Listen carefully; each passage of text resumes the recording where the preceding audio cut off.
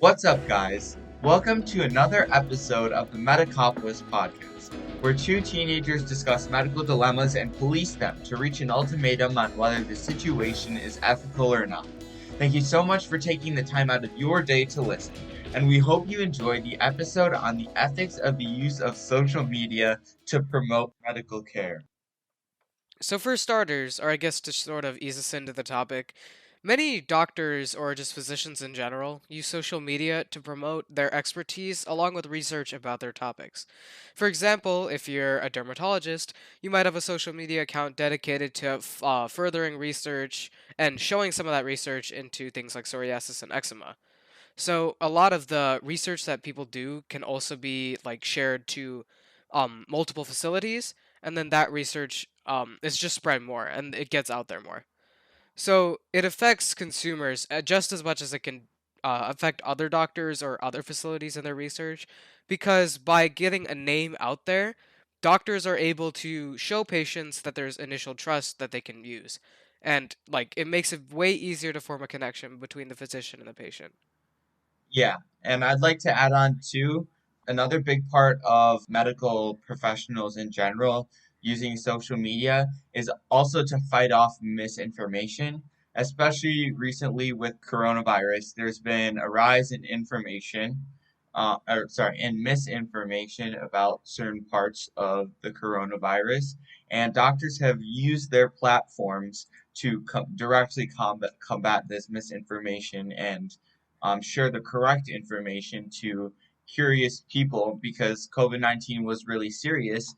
And I'm sure, at least for me, when the pandemic started, I was on TV, I was watching a bunch of different news stations, and the media is in charge of educating all of us about COVID-19 in this scenario. But the problem is that sometimes certain media sources, I'm not going to name names because that might be controversial, but some of them may spread a little bit of misinformation or inaccuracies about the COVID-19 and the data pertaining to it.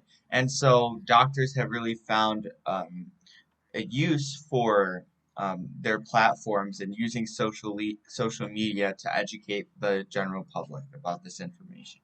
I agree with you too. When I'm doing research, especially for COVID-19, a lot of the time, if it's like something that I'm just coming across, it's not going to be me reading an article. I'm not going to be looking at a thesis about the coronavirus and its symptoms and other things. I'm typically going to be like watching TV or listening to the radio as I'm learning about all of these new facts. So making sure that misinformation is something that doesn't just get to people's heads through like Twitter and like other social media, but also like even in real media like TVs, radios, like that, those kinds of things is very important. Sort of going back a little bit, social media can contribute to the patient's like likelihood to change their provider multiple times, I guess just with doctors and companies. So it doesn't really depend just solely on misinformation. Doctors can also use social media to just promote themselves in general. So, for example, and I quote, 44% of users look up information about doctors or other health professionals before scheduling a visit. So, Saj, I know this kind of seems biased because getting your name out there as like just a doctor or working for like just like physicians in general can sometimes seem like almost like you're promoting your specific service. And while that's not necessarily bad, it sometimes can take away the general public's opinions about other doctors if they don't have that sort of presence. But since social media is readily accessible to anyone, do you think it's like ethically okay to sort of have that presence out there while not giving other doctors the same amount of chance and same amount of like, um, yeah, same amount of presence to to patients? Well, I mean, social media, it's like, I feel like it's an even level playing field if a doctor wants to figure out how to use it and they have the initiative to figure out how to use it. So if I interpreted your question correctly, I think that if doctors want to get their brand out there by spreading correct information, other doctors aren't being held against doing that. So I don't see that as being a problem necessarily in terms of branding. But then again, I mean, I'm a moral uh, I'm very morally conscious about the stuff that I do and other people do. And so I think that really being a doctor or like teaching people this information shouldn't be about building your brand, but instead, one, combating misinformation and two, spreading correct information, which kind of goes hand in hand. But I mean, I don't know. This is kind of a interesting question. Yeah, I was just sort of saying that to see if you shared the same point as many of the articles that I did research on for this episode showed that many people think that if there's an opportunity, the doctor should take it, and whether or not that's ethically responsible, which most people say it is, doesn't change the fact that other doctors or other physicians have the same chance. So I think you're sort of getting what I'm saying, and even if you are taking the more morally responsible I guess option, it's also what a lot of people generally consider to be correct. And it comes with pros too. For example, quote, social media often provides patients with space to vent their negative emotions and frustrations with the condition, instead of doing so in front of the doctor, quote. So, again, like this sort of pro that the patients get, it comes with a variety of ethical questions that you have to raise, like by venting your emotions on like social media and stuff, and by putting it out there for not just the doctor to see, is it ethically responsible for that doctor to also bring up that information during an appointment? That was one question that I specifically was trying to tackle. And then also, quote, patients tend to rarely empower one another to seek alternative treatments if their current one doesn't bring the results they want, quote. So, just sort of showing you some pros and cons in the situation. Having a social media presence isn't necessarily going to be a do all end all and a must need thing for all doctors and physicians. It's not something that's like a requirement, but it definitely comes with reasons to promote, and it definitely comes with reasons to protect your reputation, because by keeping the social media presence up, you're also encouraging patients to do the same thing, which can come with a few consequences that have to be considered. But Saj, I guess do you think this sort of like double-edged sword is what's going to be happening in the near future for like many other physicians or doctors too? Like, do you think this is something that everyone is going to adapt to, or do you think this is still going to be how it is today, where it's like some doctors have a social media presence while others just stick to like the companies that they're working at, etc., etc.? So yeah, I mean, I've like at least for me on like YouTube and stuff, I've seen like doctors reacting to different misinformation and stuff as well as other media outlets out there. And I think that started off pretty recently. So in terms of like not an industry per se, but like an area where doctors can come across social media and sorry, medical professionals can connect across social media.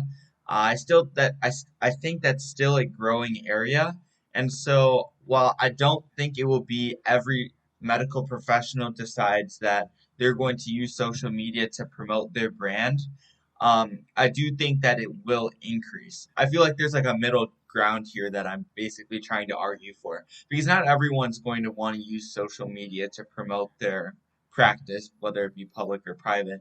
But I do think more people will realize the benefits in it, in one, money, and two, spreading information, and will ultimately go that route.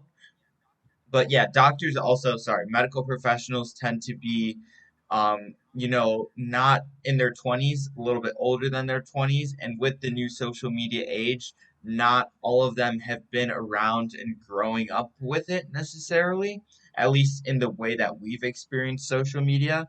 So I do think that as our generation, especially Gen Z, starts to grow into medical professionals, I do think that we're going to see that number of people that use social media increase because again, we've all grown up with social media, so we know our way around it and we know how to use certain strategies to help target our audience and teach them.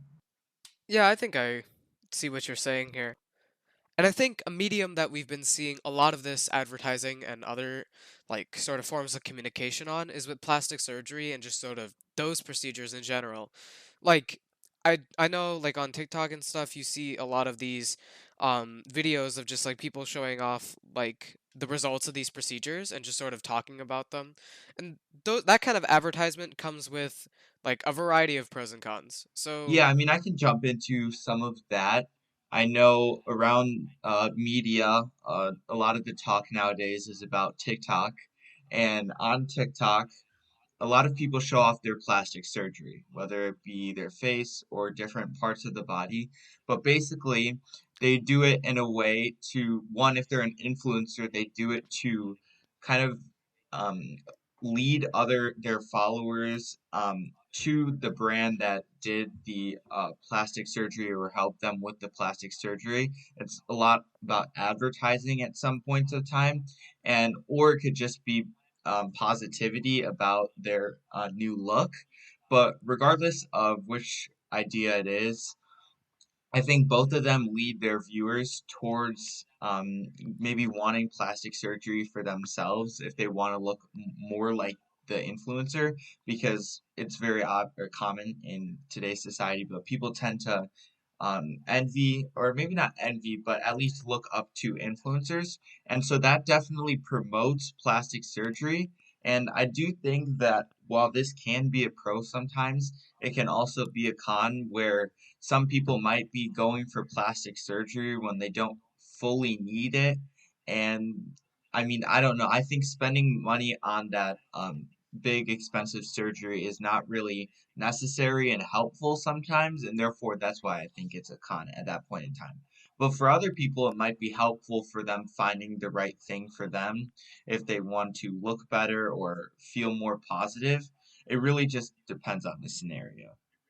and I think a lot of it too is that like when people see these advertisements, it's not almost always about the influencer, but just sort of having that revelation between the like body dissatisfaction when seeing these results from plastic surgery, and then like the consumer thinking about how bad of a problem that they think they are, or at least their body or their face are, when in reality it's mainly just because of the advertisements. Like I know, I guess a different example, like with working out and stuff, when people post like, oh, I don't know, their gains and stuff, sometimes it has that image on the consumer where it just makes them want to do the same thing, which isn't a bad thing. But it's different with like something like plastic surgery because it's at such an expense and at such greater risk. Like, do you get what I'm saying there? It's just, yeah, Yeah. it just depends on the type of media that is being like advertised or just shown. Because there's also like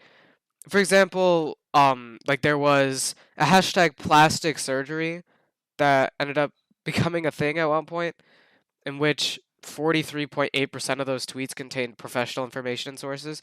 That still leaves a lot of those tweets just being consumers using those sort of social media outlets to air how they would also want like plastic surgery and stuff, which comes at a problem to both their health and also like again expense because plastic surgery isn't something that's meant for everyone.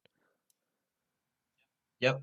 And I want to just really quickly bring your attention to this statistic because I feel like this is like kind of the overhanging statistic that like connects the media to surgeries like plastic surgery.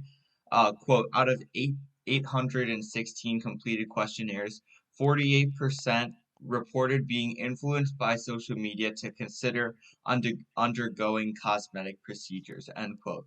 And I think this really shows how prevalent, or how not prevalent, prevalent is not the right word, but how great of an influence social media has had in influencing people to undergo cosmetic procedures.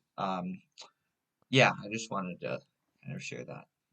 Yeah. So I mean, again, it's just all to the point of the consumer because if someone wants to undergo those procedures, they're probably going to have their opinion only strengthened by like TikTok and social media. But on the other hand, someone who's vehemently denying it is not necessarily going to have their opinion swayed by social media. So again, it's more so for like the in-betweens, which is where the percent becomes 48.5, like nearly half, which covers like the 25% that are really serious about those procedures and the 25% that wouldn't care less. It just leaves that sort of middleman to be like, oh, I might want to do this medical procedure. Um, for like a cosmetic change, but it's not really as dependent on the media as much as it is the consumer.